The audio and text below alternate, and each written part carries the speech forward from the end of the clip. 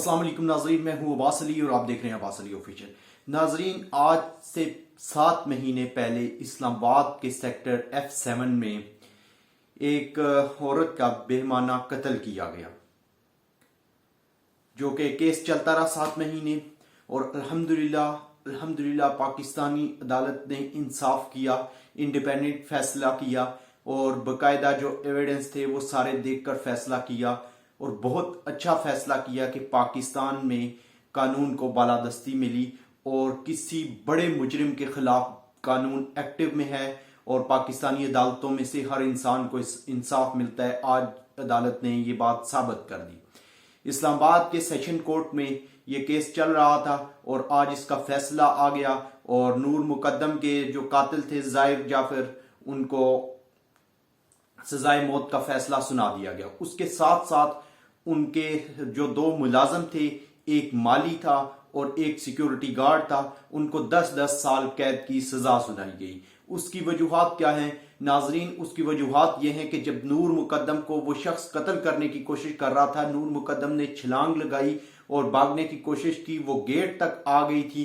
तो माली ने उसे अंदर धकेला और सिक्योरिटी गार्ड भी वहां पर मौजूद था। सिक्योरिटी गार्ड तो उस सारी सूरत हाल से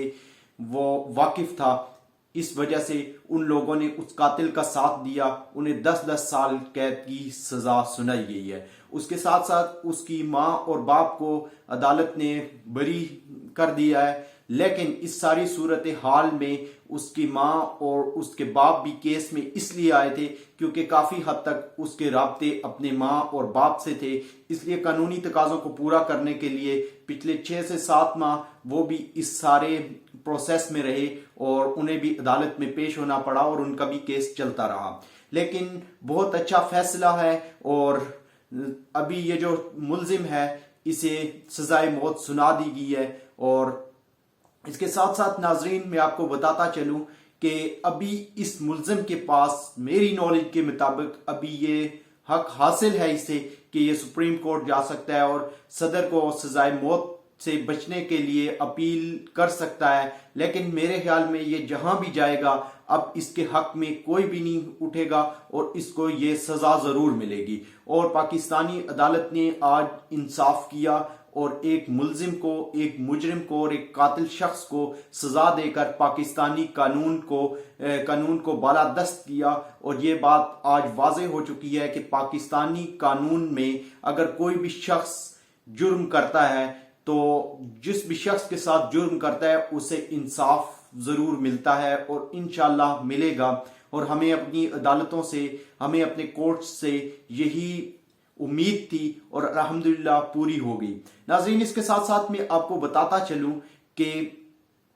अपोजिशन जमातें जिस तरह ताबड़तोड़ हमले कर रही हैं और अपोजिशन जमातें जो सोच विचार में लगी हैं, अदम एतमाद लाने के लिए जरदारी साहब फुल एक्टिव हैं और साथ में शहबाज शरीफ साहब भी, इसके लिए खरीदो फरोख्त का सिलसिला भी जारी है। लेकिन नाजरीन मैं आपको एक बात बताता चलूं कि दूसरी तरफ ही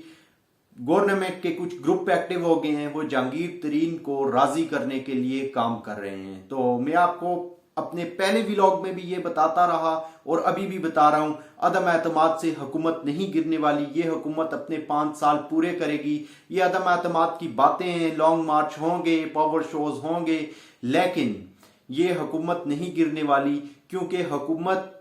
के सतून फिलहाल हुकूमत के साथ खड़े हैं। जितनी भी इत्तेहाद में बैठी पार्टियां हैं वो इनके साथ मीटिंग्स तो कर रही हैं, लेकिन लाएअमल तय नहीं हो रहा। लाएअमल इस वजह से तय नहीं हो रहा कि अगर अदम एतमाद आता है और इमरान खान हुकूमत से चले जाते हैं और जो नई हुकूमत बनती है उसमें कौन सी पार्टी को कहां हिस्सा मिलेगा। हर शख्स अपने हिस्से की वजह से यहां पर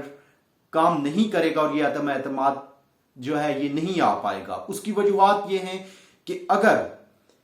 पार्लियामेंट में और इस्लामाबाद के इक्तदार को PMLN को सौंपा जाता है तो पाकिस्तान मुस्लिम लीग काफ जो चौधरियों की पार्टी है उसको पंजाब दे दिया जाता है तो जरदारी साहब किधर जाएंगे। और इस तरह मुस्लिम लीग नून को भी ये शक व शुबात होंगे और ये डर होगा कि अगर चौधरियों को पंजाब दे दिया जाता है तो आने वाले 1 से 1.5 साल के बाद इलेक्शन हो जाना है اور اس الیکشن تک چودھریوں نے پنجاب میں اپنے آپ کو مزید مضبوط کر لینا ہے اور مسلم لیگ نون کو صفحہ ہستی سے مٹتا ہوا وہ دیکھ رہے ہیں۔ دوسری طرف زرداری صاحب پہلے بھی سندھ تک محدود تھے اور اب بھی سندھ تک محدود ہونے کا انہیں خدشہ ہے، اور ساتھ ہی ساتھ یہ مسئلہ بھی ہے کہ چودھریوں کے پاس پنجاب میں اتنی اکثریت نہیں ہے جتنی کہ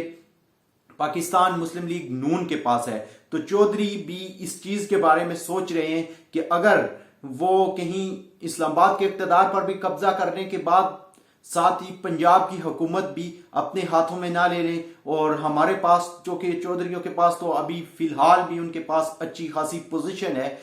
گورنمنٹ میں، پنجاب اسمبلی میں بھی اور فیڈرل میں بھی ان کے پاس منسٹریز ہیں، منسٹر ہیں، اور پنجاب میں بھی وہ سپیکر ہیں چودھریوں کے، تو اس وجہ سے ان کو بھی خدشات ہیں۔ ناظرین میں آپ کو بتاتا چلوں کہ عدم اعتماد مجھے کامیاب ہوتا ہوا نظر نہیں آ رہا، یہ حکومت اپنی ٹرم پوری کرے گی۔ عدم اعتماد کی ناکامی کی وجہ یہ ہے کہ یہاں بہت سی ڈیفرنٹ پارٹیاں ہیں اور سب کا یکجا ہونا حکومت کے خلاف بہت مشکل ہے، کیونکہ ان میں سے کچھ پارٹیاں حکومت کے ساتھ ابھی بھی کھڑی ہیں، اور پھر ساتھ ہی ساتھ میں آپ کو بتاتا چلوں جب تک جہانگیر ترین گروپ نہیں ٹوٹے گا حکومت کو گرانا مشکل ہے۔ جہانگیر ترین گروپ بھی ٹوٹے اور ساتھ میں ایک اتحادی پارٹی بھی ٹوٹے، تب جا کر کہیں حکومت گرائی جا سکتی ہے یہ، لیکن یہ دونوں کام کرنے اپوزیشن کے لیے بڑے مشکل ہیں۔ اگر اپوزیشن یہ کر سکتی ہوتی تو آج سے پہلے ہی کر چکی ہوتی۔ عمران خان اپنا دورہ روس مکمل کر کے واپس آ چکے ہیں، 2 روزہ دورہ انہوں نے روس کا کیا، وہاں پر کچھ جو ہے بہت اچھا رسپانس ملا عمران خان کو، اور عمران خان کی اور پاکستان کی یہ واضح پالیسی ہے اور یہ واضح ہمارا بیانیہ ہے کہ عمران خان کسی کی ون سائیڈ نہیں کھیل رہے، نہ ہی وہ روس کی طرف ہیں، نہ یوکرین کی طرف ہیں، نہ ہی امریکہ کے ساتھ کھڑے ہیں، بلکہ ہم اپنے مفاد کے ساتھ کھڑے ہیں اور اپنے ملک کے تجارتی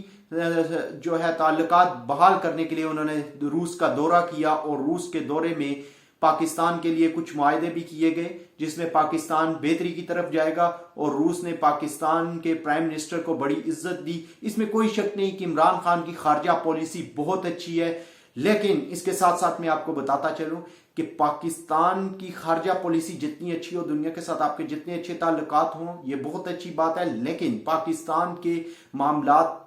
آپ یہ امید لگا کر نہ بیٹھیں کہ روس کے ساتھ یا امریکہ کے ساتھ یا چائنا کے ساتھ یا کسی بھی دنیا کے ملک کے ساتھ ہمارے تعلقات بہتر ہو جائیں گے تو ہم ترقی کر جائیں گے، ہمارا ملک عروج پہ چلا جائے گا، ہمارے ملک کی کوئی پوزیشن بہتر ہو جائے گی، ہم اپنے سارے قرض اتار دیں گے۔ ایسی چیزیں نہیں ہیں ناظرین۔ کہتے ہیں کہ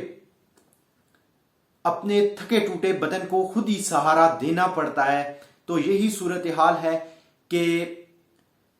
پاکستان کو اپنی معیشت کو بہتر کرنے کے لیے خود اقدامات کرنے ہوں گے، اور ہمارے وزیروں مشیروں اور ہماری قوم کو خود اٹھنا ہوگا، اور ہم نے خود پلاننگ کرنی ہوگی کہ ہم کس طریقے سے اس ملک کو اس صورتحال سے نکالیں گے، ان پرابلم میں سے نکالیں گے، اور کس طریقے سے اسے ان قرضوں کی لت سے نکالیں گے، اور مہنگائی، کرپشن اور اس کے ساتھ ساتھ جو بے روزگاری پاکستان کے بڑے مسائل ہیں، ان میں سے ہم اپنے ملک کو کیسے نکالیں گے اور کیسے بہتری کی طرف لے کر جائیں گے، اس کا لائحہ عمل کوئی باہر کا ملک ہمیں نہیں دے سکتا۔ کسی کی سپورٹ سے ہم یہ چیزیں حاصل نہیں کر سکتے، بلکہ ہم اندر سے اٹھیں گے اور ہمارے اندر وہ جذبہ ہوگا کہ ہم اپنے ملک کو آگے لے کر جائیں گے تو ضرور دنیا ہمارے ساتھ کھڑی ہوگی۔ اس کے علاوہ پاکستان کے چاہے جس بھی ملک کے ساتھ کتنے اچھے تعلقات ہوں، بہتری ہمارے اندر سے آئے گی، اور ہمارے پرائم منسٹر صاحب کو ہماری بہتری کے لیے کچھ کرنا چاہیے، اور اندر بیٹھ کر اپنے ملک کے اندر ایک ایسا